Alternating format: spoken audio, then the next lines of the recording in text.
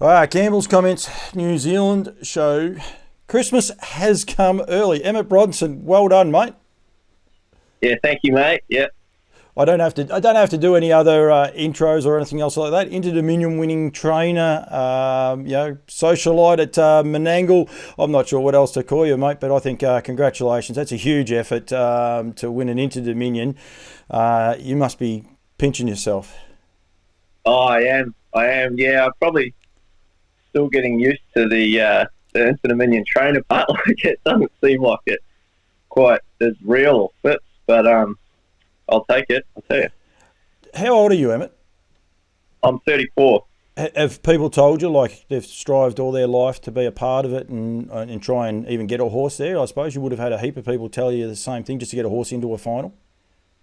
Yeah, more before the race, actually. Yeah, it's I have actually had a few people, especially more people just calling in from New Zealand and stuff, and calling some of Dad's old mates, and they're like, "No, seriously, we've been full on trying to do that for our whole career, and actually haven't necessarily even made a series. Some of them, so should be just proud of the fact of making the final." So we'll get in that. We had a lot of people on our behind us, just going into the final.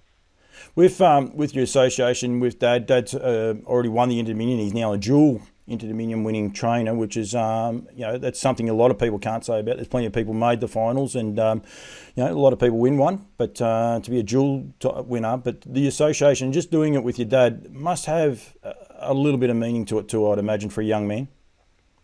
Oh, it does. It does. Like as I've said in previous interviews, like you watch so many of the replays of some of the great horses Dad had, and obviously, with no response winning it, and the way he did it, it was really cool. So, like, to actually be able to do it with him again, and I know it was really special for him, 42 years apart, and, he's still got his foot in the water type thing. So, it was pretty cool. Talk us through the whole campaign, because it was an interesting build up to the Interdominion, and a lot of the Victorian horses weren't given much of a go at all. There was sort of talk about pretty much a B grade team of Victorian trotters going up, with the exception probably of Pink Galahs as being one of the pin up horses. I mean, how did you attack the series? I suppose before you headed off, did you give yourself a chance? Yeah, we were actually quite surprised because his form over distance has actually been pretty solid. Like, obviously, he won the Australasian Trotters Championship, which is over a bit of distance, albeit a stand. And then we knew he was quite a tough character.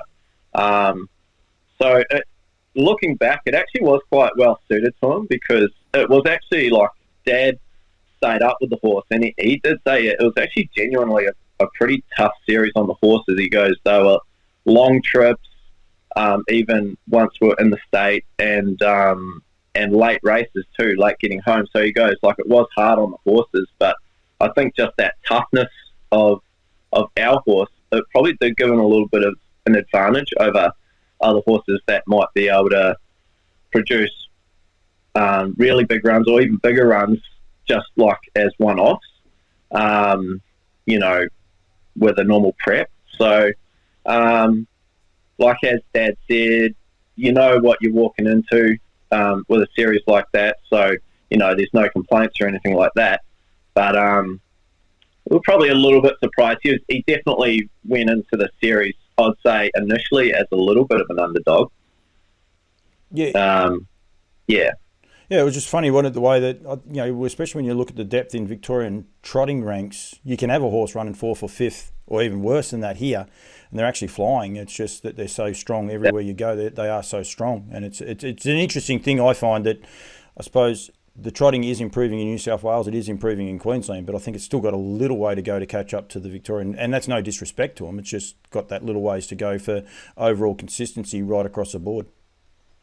Yeah, that's right. And actually, the New South Wales horses actually performed pretty well. Like Timothy Red won 2 heats, to be fair. Yeah. But But yeah, you're right. Like it is pretty tough. Like even some of the horses that didn't come, like there's some pretty tough customers over here. So like it does set you up pretty well. Dad said there before about being a tough series. A lot of our New Zealand friends, they won't be aware of the trip from Menangle to Bathurst. Did you do it? Yeah, Dad went with the horse. Like I think, and obviously they had Bathurst weekend on as well. So they were basically saying, to allow extra time in the travel, and then obviously you got to go over the mountains, and then like I think they said they got home at like 3 a.m. or something like that. After it might have been not quite that late, but like he said, it was genuinely, and then they got to back up 3 days later. So he said it was a grind on the horses. Yeah, and then you say about the backup. Look, people say Newcastle's just a part of Sydney. It's not. It's a good hour and a bit away from the outskirts of Sydney, but to get from Menangle to the outskirts is a work of art, isn't it? Yeah, I think we were staying at James Rattray's, so that's a little bit further again. We kind of had that, plus and minus. Like staying at James's, he could be out in a paddock. He could basically go straight out into a paddock after each race and hit the grass, which I think was a good move in the finish instead of just going back into a box. And then, but from James's, I think Newcastle might have been 3 or 4 hours. So it was, it was pretty. Might have been 3 hours. So, and those races actually, fortunately, weren't as late as ones at Bathurst, but and then they had a week to sort of freshen up for the final. But it was really interesting, like how like even you look at Anson Sonia, like their horse, how they had it presented in the final, like that made me like they had them looking real good. Like that week, that was just a lot of good horsemanship was floating around through both the series, Paces and Trotters. I think that's sure. I think that's one thing with the Trotters, that horsemanship skills, as you say. Like there was put on show by so many of the participants, from Ray Harvey, Matt Craven getting 2 horses in. One definitely should be in. Everyone would have said that, but the development he did with a lot of muscles. I think right across the board there was some brilliant horsemanship. Timothy Red, you said there before, the Randos, what he had, his 19th start was in an Interdominion final, and he started on about the 3rd line of betting. I mean, it's just there's some huge stories there. But we don't worry about them, do we? It's only the Bronsons that we worry about.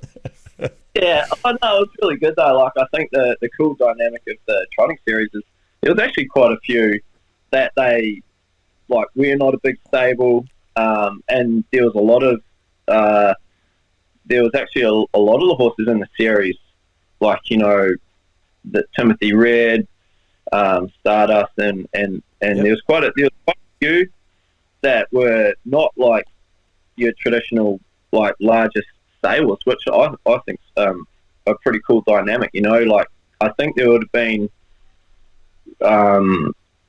whether Matty had won it or whether someone else had won it. Like I think you could walk away and just be like genuinely stoked for those people. Like you are anyway, but there was some really good stories in the penny drops with Ray Harvey. Like that's unreal. Like if he had won it, that would have been unbelievable. But he didn't. You guys did. The trip. Yeah, lucky. You made the move from New Zealand to Australia. What did we say? Nearly 10 years ago. Yeah, about 2009. I moved over and started with Jeff. Yep. And then you've left Jeff. How long have you been out on your own since you left Jeff's? I think this might be I'm currently on my 3rd season, so I kind of left and went out on my own. So probably 2018, I think I did. Yeah. So do you pinch yourself? Like, have you had a chance? Like I rang you just there before and said, "What you're doing? You're working horses." Have you had a chance to sort of sit back and realise the enormity of what you've done for a young man? Probably not quite yet. I think that normally happens when it goes around next time and you're not there. Maybe but probably because Dad has won it. It's genuinely the Trotters Interdominion is actually genuinely something I can actually remember being at primary school or whatever, running around pretending, to be, a driver or, whatever, and wanting to, half calling the Trotters Interdominion, there's no response or whatever. So, it is actually probably the race I always wanted to win. So it's like, I actually can't believe that I've kind of done it, and also this soon, if that makes sense. Yeah. Matty Williamson, I've interviewed him. He's going to come on a little bit after. He drove his 1,000th winner middle of last week, which is a huge effort in itself. But he's a pure trotting man as well from New Zealand. You're a harness racing guy, but I think you're more of a trotting man. I might be wrong. Is it something that you did dream of, like you say there before about running around at school and calling no response? Did you actually ever dream you'd win an Interdominion, or was it just something that was sort of there? Well, to be honest, it always felt like it was just a little bit far away. When I finished school, I decided to work for Dad, and I probably didn't have the greatest start. I didn't have a lot of success or anything like that straight away. And it was more when I come and started working for Jeff, and Jeff sort of really encouraged me on the training side of things. He's actually really good that way, and a really good teacher, and he kind of encouraged me. And he'd often, I remember we had a horse, Melbourne Michael, that he got over from New Zealand. He wasn't quite going quite right, and he's like, well, you take him and just, do what you think with him, and I'll be here, if you need help. And it was still obviously in his name, but just little bits and pieces like that, I think he actually encouraged, rather just give you drives as a concession driver, it's probably helped me try to fish for myself, Yep. And that kind of got a bit of a fire going. Then I realised I actually enjoyed training a lot more. So from that point, I was pretty hungry to try to win just any kind of Group 1 with a trotter. That was kind of my goal. You said there before about driving, and you do drive. I think you've gone a little bit like me. If they see Emmit Bronson on a horse, there's generally a bit of a reason why, trying to either work the horse out, or it might have behavioural issues or things along those lines. Do you still harbour ambitions of driving, or like after the other night with Greg driving, was it enjoyable? Yeah, I still. I'll tell you what, it's a lot worse. It's a lot worse watching. I'm a terrible. A lot of people are like, at least, you've taken that out of it. But I must admit, it's just something about driving. You don't really feel it once you're so concentrated on even, making sure the horse is warmed up right, and, where everyone else is and going to be, and you're sort of a bit more switched on. Watching it, it's just a free fall of nervousness, basically. So I still enjoy driving. I think I don't think I slow them up any much, but in that sense, when Ants told me that he has sort of had to commit to Majestic Man, obviously coming over, I knew straight away. I knew straight away that I had to get Schultz. I just knew he'd suit the horse. And you would have had a long association with him because he was driving for Jeff for a long period of time when you were starting out there. So that would have been a nice little fillet. And he was in rare form the other night.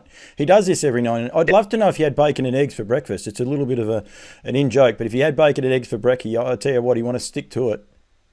Yeah, mate, he was dialed in. He warmed the horse up, and obviously I'm bloody fluffing around the horse, putting knee boots on 3 times, all that sort of jazz, and I could see he was just dialed in. He was like, mate, he goes, I hate to say it, but he goes, that's probably the best he's warmed up still. And I was like, oh, here we go, it's getting a bit real now. But he was switched on, and he just drove him he just didn't even make a mistake the whole series. But I'm saying that, when Ants is driven him, Ants actually won on him his last start before he went over there. And so, those guys know what they're doing. Fred Cruz gave you great support to give you this horse. I mean, you're a young stable looking for a pin-up horse. And in fairness to you guys, he was a pin-up horse prior, but he was out of form and things weren't going his way. But the support Fred's given you, both to give you the horse, but then once you got him back to full-time racing and to say to you guys, yeah, you send him up there, he could have quite easily sent him up to Luke McCarthy or someone like that. It must be terrific for you guys. Yeah, I feel like that's probably the most important part. At the end of the day, you need the cattle. And he did, he did give me an opportunity with the horse. It's not unlike Fred to actually do that, So credit to him for kind of sharing it around a little bit. But then you've got a horse that could potentially race at a high level, so that you've got to be pretty, make sure you tick the boxes and make sure everything's right. And then after that, there's a little bit of luck involved, I suppose. But very fortunate that I got an opportunity with a nice horse. And mate, before I let you go, what did it mean like to win the Interdominion with Dad? Like, can you put it in words, or can you explain it to anyone? Not really. It is unbelievable. Like, I was even talking to a mate last night over dinner, and he said, he goes, you can just feel kind of the passion that it means, one, just to be in the sport. Like, it probably doesn't mean anything to Joe Bloggs on the street, but to us, everyone in the industry, you don't even, it's just a feeling that, whether you're a driver or trainer or owner or anything like that, to win it genuinely just means everything to us, in our bubble. So I guess it's more a feeling than just being able to say, it's great or anything like that. Yeah. All right, mate. Well done. Thank you very much for giving me the time too, because it's only 9:20. I know you got a busy day, but I reckon your days would be pretty easy at the minute working horses. You'd be on cloud nine, so it won't matter what a curveball the horses throw at you. Yeah, getting up pretty easy at the moment, but we'll see how long that lasts. What are your plans with him? Like, I mean, you got the Great Southern Star is in February, so I imagine he wouldn't be, if he's getting a break at all, he wouldn't be getting much of a one going forward. But Fred over the journey has travelled horses, and is that anything that it's all on the radar, or is it just stick to the races here while you've got him going good? Yeah, probably. As I said, the Interdominion was actually, looking back on it, was really up his alley. The Great Southern Star probably looks like it's the next sort of key feature on his radar, and we'll just have to see whether that obviously is something that he's suited to. But that's probably the next goal in mind. Yeah. Yep. Very good. All right, mate. Thank you very much for joining me. Congratulations. I reckon it's a huge effort, and I'm sure a lot of the Kiwi guys are wrapped for you. It's been a brave move to move from New Zealand to Australia, but to say it's been vindicated. I think if you get out of bed and you're happy, it's vindicated anyway. Training winners doesn't help, but doesn't make any difference. But to win an Interdominion certainly helps it, I must say. Yeah, no, for sure. No, thanks so much for that. I appreciate it. Thank you very much. Hi, Campbell's Comments New Zealand show. Now, catching up with Sarah O'Reilly. Hello, Saz. Hello.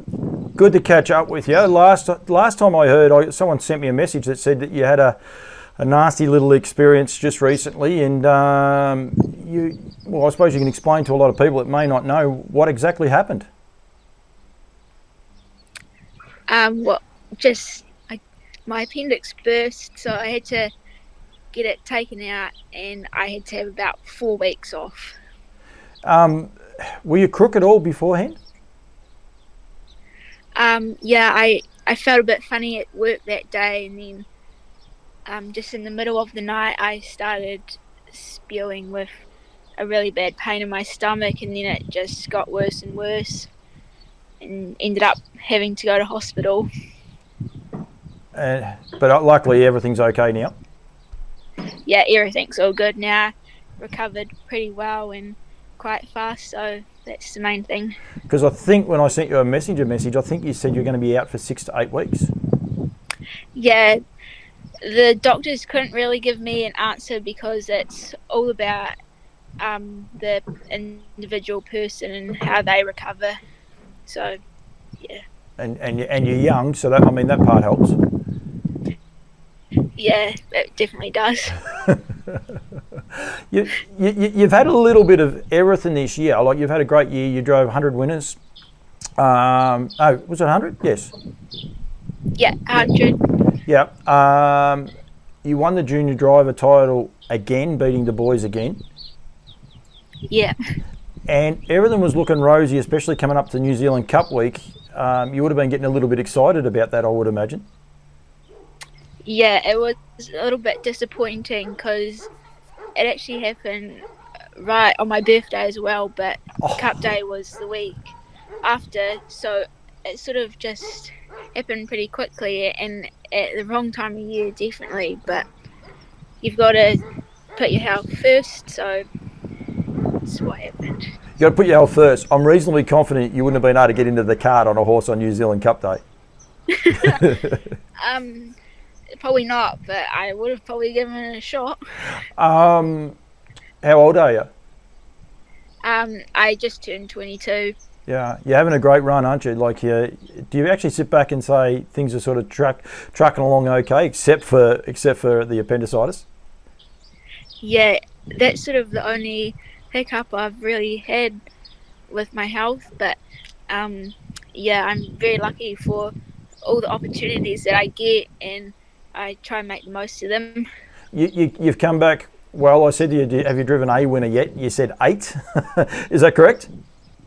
Yeah, I started driving last Friday, and I actually drove in my first race, and I won that. And then I did have a lot of race meetings the week after up at Palmerston North and down at Oamaru and at Addington, and I picked up a few winners at all of those meetings, and I ended up getting 8 winners for that week, and it was actually a really great week. A double at Oamaru?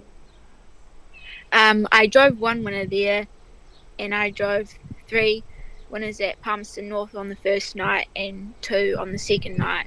Yeah, okay, must have been Palmerston that I looked at. I didn't go back all that way. I couldn't go back. Good spread of trainers too, which is really good for you as a young person. You're not reliant on one person solely. Yeah, I'm so lucky with the support from the trainers that I drive from, because I do drive for quite a few different people, so I'm pretty lucky, and they're all great people, and yeah, I'm very lucky. Who do you work for, John? I work for Crown Dalgety. Crown Dalgety, and you drove a winner for Crown, I saw as well. Yeah, I won on a wee filly called Shards in Manhattan. She won both nights at Palmy. So, and Crown's looked after you? He's been good to you? Yeah, definitely. He's great to work for, and he's given me a lot of drives over the 2 years that I've worked here. He must be good. I probably should get him on this show one day, but I give him a hard time about his shirts. But I interviewed Nathan Purden the other day as well, and Nathan only speaks highly of him as well. The way that not just train and drive for, but just as a person, as a sounding block. Yeah, Cran has a great personality. He's always happy and having a joke with you, and he's a great boss as well. Yeah, I would imagine he would have been making sure your health was right before you got back to work. Yeah, he was a wee bit worried when I first came back, but it was no stopping me, really. No stopping you. Nearly up to Christmas. We're nearly up to the end of the season. How many winners are you going to drive for this season? Roughly, you still got 10 days to go, 12 days to go. So. Yeah, well, at the moment in New Zealand, we are sort of having this little mini season because our seasons have changed. Because our season ended at the end of August, and now our new season starts at the 1st of January, and they've sort of made this bit in the middle that we're in now that's sort of like nothing. So I don't know really how to say how many winners I've had. So in Australia, what they did when they did it here, they carried it on the season. It just extended. Ours extended 4 months because our season previously. So we'd already done it once where it extended 1 month because we went to September. So then they kept ours open for another 4 months. So people, and that was their tally, whereas in New Zealand they haven't done that. They've actually said, well, this 4 months is a nothing 4 months sort of thing. Yeah, because I've just added our winners onto last season's tally, even though we finished that season. So it sort of doesn't really make a lot of sense. So not really sure how to tell you how many winners. That's all right. So then next year, you kick off next year. Everyone gets to say their New Year's resolutions and all the rest, but do you have some goals? Like, have you got a few goals to strive for? Yeah, I'll just be trying to drive as many winners as I can and hopefully get the same amount of drives and just drive more winners than last season, pretty much. Do you have ambitions, Sarah, to travel like America or Australia or things like that, or at the minute you're happy just the way you're going? I'm pretty happy with what I'm doing at the moment. It would probably be a great experience, but I don't think it's really what I want to do at the moment. Yeah. With the junior drivers, you went to Australia once before, I think, did you? No, I've never driven in Australia, actually. Just when we had the Australian champs, they were in New Zealand at the time. So I got to tour around New Zealand. You probably saw parts of New Zealand you hadn't seen before. Yeah, I did. So with COVID, do you miss out? Of course you do, because the Interdominion has just been run, so you missed out on coming to Australia. Yeah, I've missed out on 2 trips there actually last year and now this year, so it's sort of a little bit disappointing, but it's just the way it is. It won't be long and you'll be over here. Gran will send you over to look after a horse anyway, at the worst, and if he watches this back, that's surely the least he could do. Says, thank you very much for joining me. Thank you very much for giving your time up a couple of times, and I know you're not real keen on these sort of things, these interviews, but I really do appreciate it. No, that's all right. It's getting a wee bit easier now, a bit more comfortable doing it. I'll tell you now, I only get good feedback, so I think you just got to keep doing it. I keep saying it on this show and to people here in Australia as well. We just got to promote ourselves as an industry and what we do. So I think it's all better. But I'm glad you're better, and I'm sure there's a lot of people out there that are glad you're back better, because I know you're fine, you're back in 4 weeks, but I do know a few people that they can have a lot of issues even when the burst appendix. It's a major red flag sort of incident, so it's glad you're back driving, and we'll look forward to next year's New Zealand Cup, albeit 12 months away almost, but to see you there and driving plenty of winners on that date. Yeah, thank you very much for having me. No. All right, Saz, thank you so much. That's all right. Now on the New Zealand show, proudly brought to you by Haras, the Trotteurs, Woodlands Stud, and also NZB Standardbreds. Catching up with Matthew Williams, but do you rather be known as Matty Williams, or is it doesn't worry you? Williamson for a start, but yeah. But no, Matty's usually good. That's what most go with. Well, on a good day anyway. Sorry about the sun part. I do shorten a lot of words up here. Very, very easy. Firstly, mate, thank you very much for coming on the show. And also, congratulations. Huge achievement. 1,000 wins is in any country. Doesn't matter where you are. It's just an enormous effort. Yeah. No, I was absolutely stoked to get there. 13 years at the grind and a lot of travel. So, no, it was great to get that ticked off. Only been driving for 13 years? Yeah, 13 years. Yeah. Started when I was 18 and chipped away. That's amazing in itself, because effectively it's 100 winners a year for 10 years. I'm tipping you didn't start off with a bang. Even if you did drive your first winner, it's always a bit of a slow grind initially, isn't it? Yeah, I was very lucky with obviously Dad being a prominent trainer. I got off to a good start. I think I was about 24 first year, and then obviously things got better as we've gone. But like you said, it's big numbers every year, and huge support. Ricky May's driven 3,000 winners, am I right? Yep, something like that. Yep. No, we've got a wee way to go, but we keep sticking at it. You never know where you can end up. But that's what I get back to with the New Zealand part of you guys. You don't race anywhere near like we do over here, so it's not always I suppose it's easy, if you like, to notch up that many winners. That's why I reckon it's just an amazing achievement. Yeah, definitely. I don't like editing things, but we are editing up. Matty's actually moved to the kitchen for a little bit better internet reception. I've already done an interview this week with Sarah O'Reilly. She had the same problem. It's technology is great, but it can be a little bit of an issue. I saw that you brought up your 1,000th winner with a treble on the day. That must have been, and I was reading there that it's your home track, Oamaru. Yeah, Oamaru, no, home track. So absolutely stoked to get it there, and obviously a lot of local support. So it couldn't have been much better there. And getting 3 in the day, it sort of saved me from being stuck on a number a long time, like can happen. So it was pretty much perfect. Did you know you were building to it, like someone had told you prior? Oh, definitely, no. There'd been a fair bit of hype around it for a wee bit. A lot of people, when I was going to the races, were keeping track of it and whatnot. So, and obviously the commentators and journos as we were getting close. So, knew I had 3 more to go, and I was actually on that 3 for a couple of weeks, but nailed it all in the... Seriously, you had to sit on there for a couple of weeks not getting a winner? Yeah, it might have been 3 sort of thing on the 997. Stuck there for a fair while, but ended up. I think I won about 5 or 6 for this week after nailing the 3, so it was good. I was going to say you got a winner yesterday. I think you got a couple on Saturday night. Like you haven't sort of sat still, that's for sure. Yeah, no, that's the way with it over here. Oamaru, we're sort of in the middle of a lot of the meetings, so there's a lot of travel to get to them all, and I'm lucky enough they get enough support to be able to go and be wanted at most meetings. So got to get around if you're going to be winning. A lot of the Kiwis will know a lot about you. I saw there that you represented New Zealand at Sweden, and you actually drove a winner in Sweden for starters. That must have been a huge thrill. Yeah, definitely.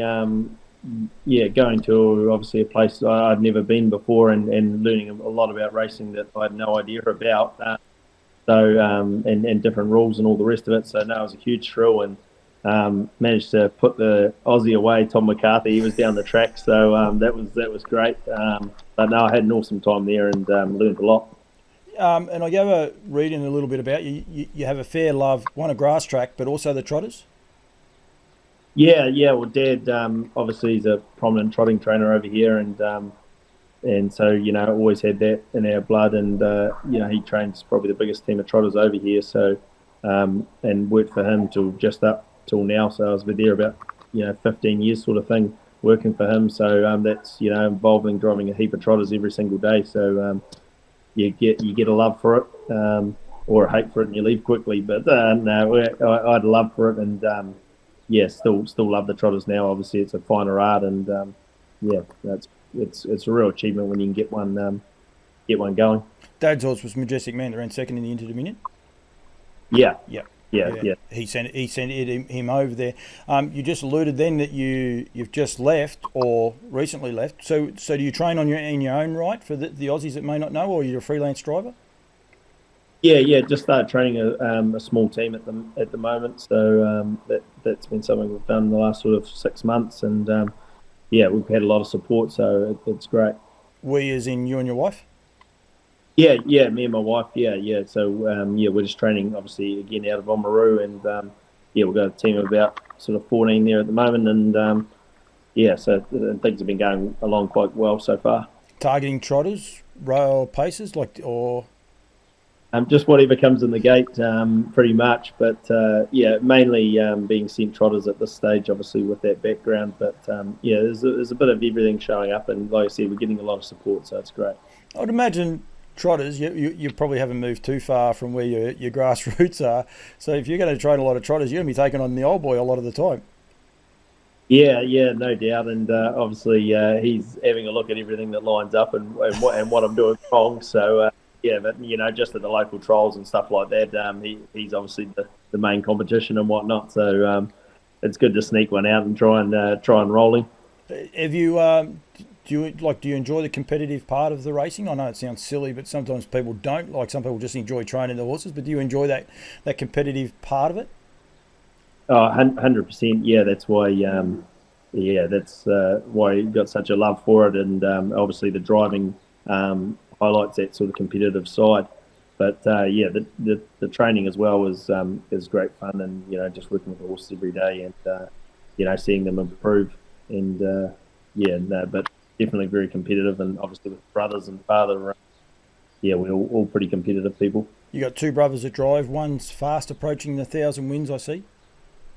Yeah, Big Nate. He's my older brother, and he's fast approaching. I think he's 900 something. So it was good to beat him to the 1,000. But yeah, and then younger brother Brad as well. He drives trains as well. So we're all very active in the game. Was Brad the one that came to Australia with Majestic Man last year? Yeah, that's correct. And I think he won 2 or 3 Group 1s over there with him. So over there. So yeah, no, they're all pretty blessed at the moment anyway. I didn't interview him, but I remember, I think I was working on the Saturday night that he drove that first winner, and fair to say, and I'm not bagging him, but he was walking around on cloud 9. I reckon he wasn't 100% sure where he was for a while afterwards. I think he was pretty proud of his achievement to get the chockies. Yeah, you see him early enough some days, he's actually the same, but doesn't know where he is. But he was super pumped, like obviously with the COVID restrictions and stuff like that, he had to give up a lot to go there, and huge I suppose risk of what he had to leave behind to do it. So there was a lot of pressure on him, and to make the trip worthwhile was probably a big relief to him and a big thrill. Yeah, and he teamed up, I think, from memory, with Anthony Butt, who they had Emilio's horses. I remember he drove a winner at Maryborough at least. Like, I think he ended up getting quite a few outside drives as well, which was pretty key. Is that something that interests you, Matty? Like, I suppose the one catch for you, by the sounds of what I've read, you've got a young family, a couple of young girls by the sound, so I suppose that probably deals your hand a little bit. But is travel something that's on your radar at the minute? Definitely New Zealand travel anyway. Obviously, you've got to get a very good pony to get one that can go across over to Aussie and race. But yeah, no, travel's pretty much the go for me in racing. I do huge Ks every week, and travel all over to drive especially, and every now and then I throw the float on now. But yeah, travel's the main wicket with me, is to get everywhere, and like I said, I get support all over the country, so I'm very lucky in that way that I get drives pretty much all over. But yeah, even just North Island, you've got to get a good, very good horse from down here to go up there and race and take them on. What about overseas travel though? Like you said there before Todd McCarthy, Dexter Dunn's, the number one driver in America. I think that pretty much makes him number one driver in the world. Is that something that's teasing you? Not really, to be honest. I love New Zealand, and I love the people and the racing here. So that's been the main thing why we've stuck around and will continue to, as long as doesn't go bad over here, sort of thing. Yeah, things either get better, which I'm hoping they will, or stay how they are. Then this is, well, in my mind, our place. But yeah, a lot of things can change in life, so we'll just have to wait and see. But yeah, I enjoy racing here and love it. So we're here to stay, as far as I'm concerned, at the moment anyway.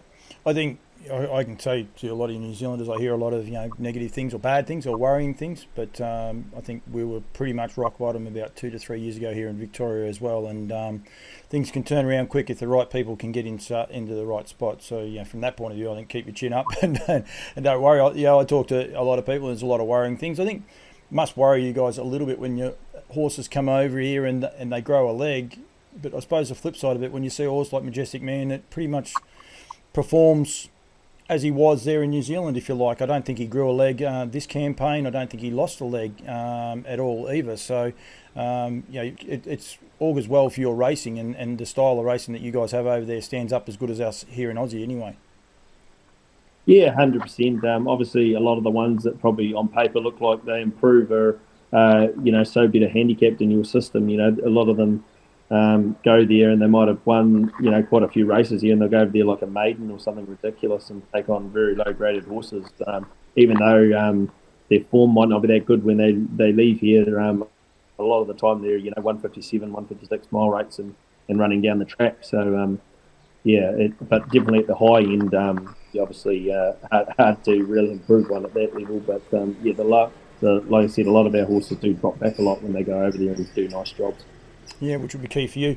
What are your goals? You want to keep driving winners, I would imagine, and the likes, and probably what, a Dominion handicap or a New Zealand Cup or something like that. You might be a bit torn by the sounds. Yeah, definitely. I am a New Zealand Cup man if I could have one, but obviously the Dominion is probably the more realistic goal. But just hopefully, just drive some good horses down the track would be great, and hopefully can get behind a real good one today, and some of those dreams can be ticked off. Best horses you've driven, mate? I've been lucky to sit behind some quite good ones like Fixer, and I'm trying to think of some of them now that you've said that. But I've driven some really good trotters. I was lucky enough to drive Springmount Richard, which you might remember. Yep. Dad had another good. My first Group 1 winner was a horse called Leighton Hess. Oh yeah. Yep. He was pretty good. Most of them haven't actually travelled to Aussie, so it's hard for you probably to know them. But I've driven a lot of sort of Group 1 placed horses. Alleyway was another really good trotter. Trying to reel them off there and think through. But been very lucky. I've driven some very good horses without them being, the superstar types. It's a good problem to have though when you got to try and go through and remember them. I think that is a good thing in a way, because it means you've driven a few. That's for sure. You're very much, one thing I really like, you're very much a grassroots New Zealander. Yeah, to a degree. We're very lucky in the sense of Dad again being a great trainer that we've been able to get kicked off to a great start by him. And then obviously had huge support all round, and generally drive for a lot of the smaller stables. Like I said, I'm very lucky in the sense of I get a huge amount of support from a lot of small barns, and it ends up as you can see as 1,000 winners. You keep chipping away, you can get there. Yep, definitely. Matty Williamson, and I got the sun in that time. Thank you very much for joining me, mate. You make sure you have a good Chrissy too, with nothing better with young kids and Christmas, I must say. So that part will be really, really good for you. But thank you very much for joining me, mate, and a huge congratulations. I reckon it's a mighty effort driving 1,000 winners. Yeah, no, thank you very much. And like you say, with the young kids now, it's like I have driven 1,000 winners because Christmas is starting to get pretty expensive. But yeah, I can tell you I agree with that. I got a 15-year-old just went shopping today, and I know where it went from, so it's all good. But no, thank you very much for joining me, mate. It's all good. Awesome. Cheers, mate.